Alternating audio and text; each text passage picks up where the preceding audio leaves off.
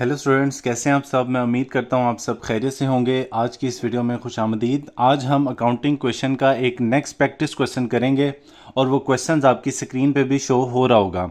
इससे पहले हम काफ़ी क्वेश्चन, इसके 2 क्वेश्चन सॉल्व कर चुके हैं और अकाउंटिंग क्वेश्चन का इंट्रोडक्शन भी हम ऑलरेडी कर चुके हैं। अगर आप डायरेक्ट इस वीडियो पर आ रहे हैं और ये क्वेश्चन देख रहे हैं तो आप ये ज़हन में रखिएगा कि हम ऑलरेडी अकाउंटिंग क्वेश्चन का इंट्रोडक्शन और इससे पहले 2 प्रॉब्लम्स ऑलरेडी कर चुके हैं, जिसके लिंक आपको टॉप राइट कॉर्नर में भी नज़र आ जाएंगे। अब ये जो आपके सामने स्क्रीन पे क्वेश्चंस नज़र आ रहे हैं, 2 क्वेश्चन हैं। आज की इस वीडियो में हम ये 2 छोटे और आसान से क्वेश्चंस कवर करेंगे, जिससे आपको मजीद अकाउंटिंग क्वेश्चन की प्रैक्टिस करने को और देखने को मिलेगी। तो क्वेश्चन चलें स्टार्ट करते हैं। Mister Ali started business with cash ₹84,000। Mister Ali ने 84,000 के साथ बिजनेस स्टार्ट किया। अकाउंटिंग क्वेश्चन के पहले ट्रांजैक्शन नॉर्मली यही हुआ करती है बिजनेस स्टार्ट करने की। तो चलें जी, ये हमारे सामने ये हमने फॉर्मेट ऑलरेडी बना लिया है ताकि आपका और मेरा टाइम बच जाए। लेफ्ट साइड पे हम एसेट्स लिखते हैं और राइट साइड पे लाइबिलिटीज़ एंड ऑनर्स इक्विटी लिखते हैं। तो जब बिजनेस स्टार्ट होता है तो नया जो एसेट बिजनेस में आएगा वो है कैश। तो सबसे पहला जो बिजनेस में एसेट आ गया वो कैश, और यहाँ से जो ऑनर पैसे बिजनेस में लगाता है उसे कैपिटल कहा जाता है। यहाँ से आ गया कैपिटल। दरम्यान में हम इक्वल टू का निशान लगा देंगे। पहली लाइन मैंने आपको बताया था कि आपने हमेशा खाली छोड़ा करनी है। 84,000 बिजनेस में कैश आ गया, पहला एसेट, और यहाँ से 84,000 कैपिटल रिसीव हो गया। ठीक है, उसके बाद ये पूरी लाइन आपने लगानी है। फिगर्स नीचे उतारेंगे, 0 + 84 ये आ जाएगा 84,000 is equal to capital B 84,000। तो ये पहली ट्रांजैक्शन के बाद की पोजीशन है कि इस वक्त बिजनेस में सिर्फ एक एसेट है और वो है कैश। और वो कैश कहाँ से आया, ये उसका रिसोर्स है कैपिटल, कि ओनर ने खुद ये पैसे इन्वेस्ट किए हैं। नेक्स्ट ट्रांजैक्शन देखें आप, ही परचेज गुड्स फॉर कैश 13,000। उसने गुड्स खरीदी हैं कैश पर। तो सबसे पहले हम देखेंगे हमारे एसेट्स पे क्या इम्पैक्ट पड़ेगा।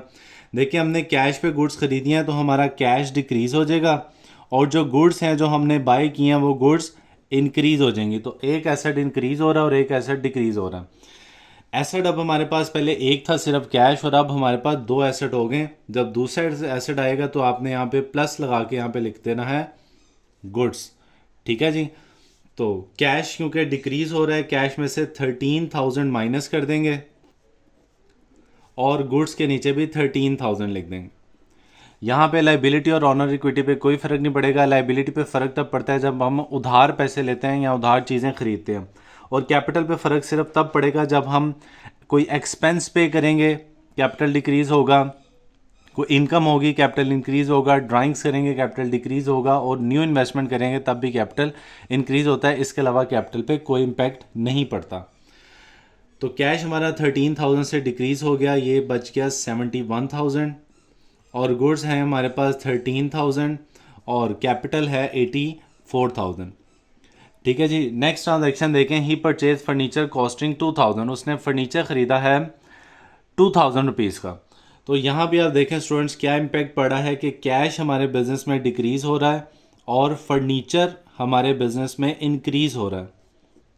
फर्नीचर इंक्रीज़ हो रहा है और कैश डिक्रीज़ हो रहा है। तो हम कैश में से 2,000 लेस कर देंगे। ये सिंपल एडिशन और सब्ट्रैक्शन है। जो चीज़ हमारी इंक्रीज़ होगी उसको हमने ऐड करना है, जो चीज़ डिक्रीज़ होगी उसे लेस कर देना है। तो ये फर्नीचर अभी हमने नया बाय किया है, इसलिए हम अपने एसेट्स की लिस्ट में फर्नीचर भी शामिल कर लेंगे और यहाँ पे लिख देंगे 2,000। कैपिटल और लाइबिलिटी पे कोई फ़र्क नहीं पड़ेगा। कैश बच गया 69,000 और गुड्स 13,000 और furniture 2,000 is equal to capital still वही है 84,000। कैपिटल पे अभी कोई इम्पैक्ट नहीं पड़ा। नेक्स्ट है, ही sold goods for cash 3,000 costing 18,000। आप जैसे कि स्टूडेंट जानते हैं कि जो कारोबार करने वाला शख्स होता है वो हमेशा जितने की उसको कॉस्ट पड़ती है उससे ज़्यादा पे ही गुड्स को सेल करता है।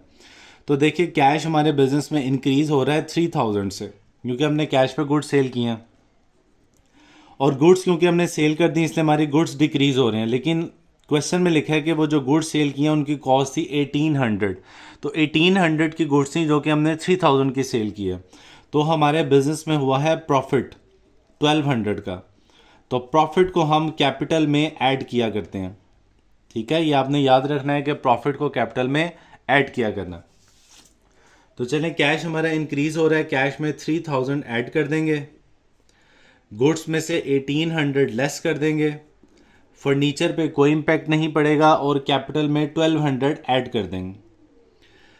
कैश हो गया 72,000, गुड्स हमारे पास रिमेनिंग बच गई 11,200, फर्नीचर वही है अनचेंज्ड 2000 और कैपिटल इंक्रीज होके हो गया 85,200।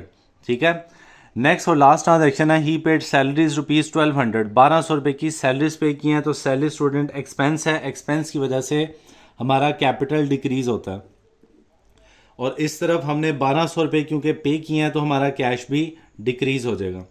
तो कैश बच गया 70,800, गुड्स हैं 11,200, फर्नीचर वही है अनचेंज्ड 2000 और कैपिटल है 84,000। जब ये सारी ट्रांजैक्शंस हो जाएंगी तो आपने स्टूडेंट्स एसेट और लाइबिलिटीज़ इन दोनों साइड्स का टोटल करना है। इस साइड का हम टोटल करते हैं 70 प्लस 12,000 82,000 प्लस 2 84,000। तो इस साइड का टोटल हमारा बन रहा है 84,000 और राइट साइड का टोटल भी बन रहा है 84,000। तो ये दोनों टोटल हमेशा इक्वल आने चाहिए और इस क्वेश्चन में हमारे इक्वल ही आए हैं। तो चलें चलते हैं अब नेक्स्ट क्वेश्चन की तरफ। जी तो स्टूडेंट्स, ये सेकंड क्वेश्चन आपकी स्क्रीन पे शो हो रहा है जिसमें लिखा हुआ है mister Firoz started business with goods 20,000 and cash 55,000।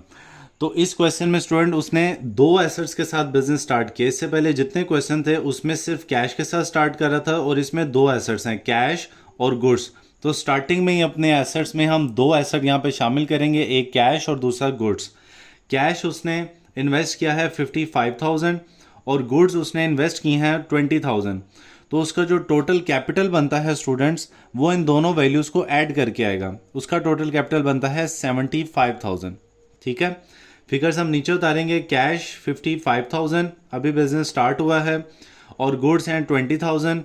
ये दोनों चीज़ें वो अपने साथ लेकर आया है बिजनेस में और कैपिटल है उसका 75,000। ओके, नेक्स्ट है second transaction, purchase goods on account rupees 15,000। Goods उसने बाय किए हैं ऑन अकाउंट का मतलब उधार पे, यानी कि पैसे नहीं दिए, अब पैसे बाद में देने हैं। जब हमने पैसे बाद में देने हैं तो इसका मतलब लाइबिलिटी क्रिएट हो गई। तो देखें स्टूडेंट्स, एसेट पे कैश पे क्या फ़र्क पड़ेगा? कैश पे कोई फ़र्क नहीं पड़ेगा क्योंकि हमने ना पैसे लिए हैं ना पैसे दिए हैं। हमारे पास गुड्स इंक्रीज हो गई हैं 15,000 से, तो हम अपनी गुड्स में 15,000 ऐड कर लेंगे और यहाँ पे लाइबिलिटीज़ में इधर लिख लेंगे क्रेडिटर्स। जिन लोगों से हम उधार पे गुड्स बाय करते हैं उन्हें क्रेडिटर्स या सप्लायर्स कहा जाता है। तो क्रेडिटर्स हमारे क्रिएट हो गए 15,000 के, कैपिटल पे कोई इम्पैक्ट नहीं। कैश आ गया 55,000, गुड्स हमारे पास इंक्रीज होके बन गई 35,000। लाइबिलिटी एक ही है, क्रेडिटर्स वो है 15,000 और कैपिटल है 75,000।